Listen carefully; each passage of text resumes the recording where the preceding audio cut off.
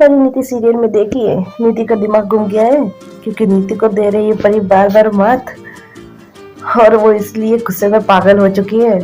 उसको समझ नहीं आ रहा कि वो क्या करे।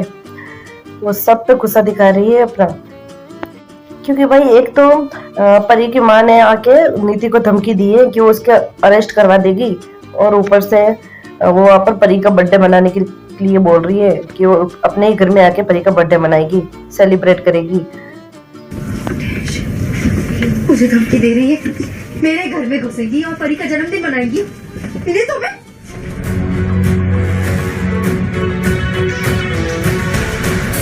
क्या है, ऐसे क्यों घूर रहे हो मुझे जैसे कि मैं कोई नमूना हूँ, अजूबा हूँ, पहले कभी देखा ही नहीं मुझे।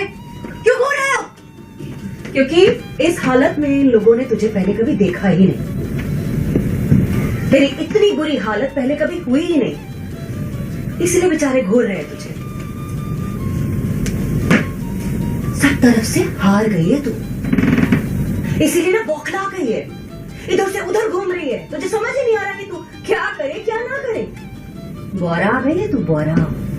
आपसे तो मैं बाद में निपटूंगी, लेकिन एक बात मत भूलना, ये हार सिर्फ मेरी हार नहीं है, आपकी भी हार है। जो आपकी ये खुशी है ना मेरे जगह पार्वती को इस घर की बहू बनाने की, ये ज्यादा दिन नहीं चलने वाली, क्योंकि मैं पार्वती को अच्छे से जानती हूँ। जिस दिन उसने आपको इस घर से बाहर निकाला ना, आप कहीं जाने लायक नहीं बचेंगी। और ये बात तो मुझसे लिखवा के ले लीजिए आप, उस दिन आपका बेटा संजू भी आपको नहीं बचा पाएगा। यहाँ भाई एक तो नीति पहले से ही परेशान है, और ऊपर से जले पे नमक छिड़कने आ गई है संजू की मम्मी। तो नीति को कुछ समझ में नहीं आ रहा है कि वो क्या करे। वो हर किसी पे गुस्सा ही करती हुई नजर आ रही है, और संजू की मम्मी को बोल रही है कि एक दिन पार्वती आपको भी इस घर से निकालेगी, और आपको संजू भी नहीं बचा सकेगा, ये याद रखना आप। लेकिन भाई गुरविंदर तो गुरविंदर है, वो कहा है नीति को नीचे दिखाने के लिए कुछ कसर छोड़ सकती है। उसको तो सिर्फ मौका चाहिए अब नीति को नीचे गिराने के लिए, क्योंकि अब पार्वती जो उसकी बहू बन चुकी है। मैं बात करूंगी, लेकिन एक बात याद रखना, जो लोग दूसरों के दुखों पर हंसते हैं ना, उनके खुद के रोने के दिन बहुत जल्दी आते हैं। तेरी बद्दुआओं का ना मुझ पे कोई असर नहीं होने वाला, और ना ही मुझे फर्क पड़ता। और तेरे जैसी बददिमाग लड़की से मैं बात करना पसंद नहीं करती। हाँ। जन्म जाता है जो जिंदा होते हैं। आपकी परी मर चुकी है, इसलिए उसका जन्मदिन नहीं, पुण्यतिथि मनाइए, और वो भी यहाँ नहीं, वहाँ जहाँ पे आप रह रही हैं, क्योंकि यहाँ पर उसका कुछ नहीं है अब, और ना ही आगे कभी होगा। सुना आपने? और अगर मेरी बात समझ नहीं आ रही ना, तो जाकर अपने उस लॉयर से ही पूछ लीजिए कि मरे हुए लोगों का प्रॉपर्टी पर कोई हक नहीं होता।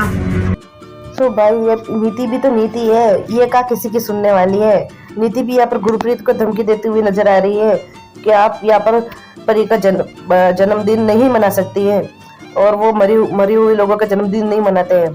उसका पुण्यतिथि मनाइए, वो भी आप अपने घर पे, यहाँ पर नहीं, क्योंकि यहाँ पर अब उसका कोई हक नहीं है। लेकिन भाई गुरप्रीत जो है उसका सपोर्ट है अब पार्वती, इसलिए वो अब किसी से डरने वाली नहीं है। इन्होंने मुझे धमकी दी, मेरे घर में घुसेंगी और परी का जन्मदिन मनाएंगी यहाँ पर। इन्हें तो मैं शांत हो जाइए, बस कोई नहीं रोकेगा मुझे, और निकलो यहाँ से आप लोग भी, मुझे शांति से जीने दो। जाओ यहाँ से, सुना नहीं, जाओ चलना। और भाई यहाँ पर नीति को लगा था कि परी की मम्मी जो है वो सिर्फ नीति को धमकी दे रही है, वो कर कुछ नहीं सकती है। लेकिन यहाँ पे तो परी की मम्मी वकील को लेकर साथ में आ गई, और कोर्ट के कागज भी लेके, और वकील ने साफ साफ बोल दिया है कि आपको बहुत जल्दी ये घर खाली करना पड़ेगा, नहीं तो आपको जेल हो सकती है। तो भाई अब आगे नीति क्या करने वाली है, क्या करेगी वो इस घर को बचाने के लिए? क्या नीति रोड पे आ जाएगी, पूरी तरह से बर्बाद हो जाएगी?